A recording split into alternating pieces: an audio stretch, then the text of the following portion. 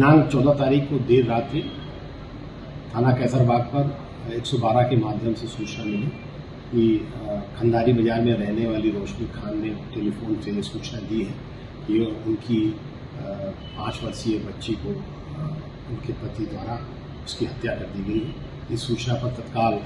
Inspector Kaiserbagh और forensic की team पहुंची थी और वहां पर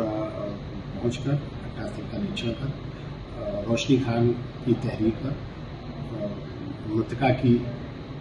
पिता के ऊपर तत्काल एफआईआर पंजीकृत कर दी गई थी। इस संबंध में जब कैसरबाग पुलिस द्वारा तफ्तीश की गई और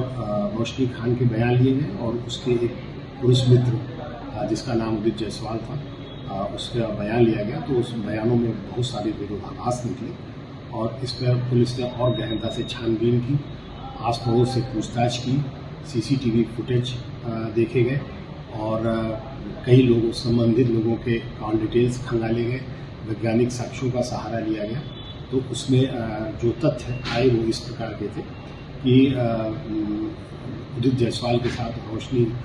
जो है वो लिविंग में रहती थी और इस बात का ये बच्ची विरोध करती थी और कहती थी कि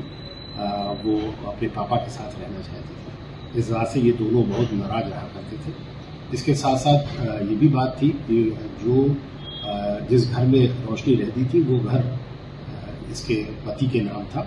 और वो पति से भी जिससे अनबन चल रही थी उसको भी हड़पना चाहती थी और इससे पूर्व में भी वो अपने ससुराल वालों के खिलाफ एक अभियोग पंजीकृत करा चुकी थी। इन सब चीज़ों की पूरी प्लानिंग करते हुए रोशनी ने 13 तारीख की देर रात्रि में पूरा प्लान बनाया और उसके बाद उदित जायसवाल के साथ मिलके उस बच्ची की हत्या कर दी और उसमें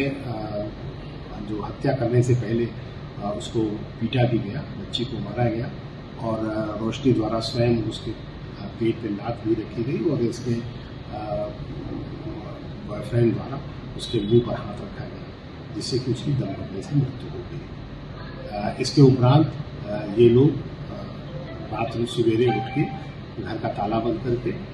निकल गए और लखनऊ में घूमते रहे और इन्होंने 2-3 जगह जाके शराब भी पी और इसके बाद हुसैनगंज में एक उन्होंने होटल लिया और रात भर वहाँ रहे। फिर अगले दिन सवेरे आकर इन्होंने 112 पर सूचना दी और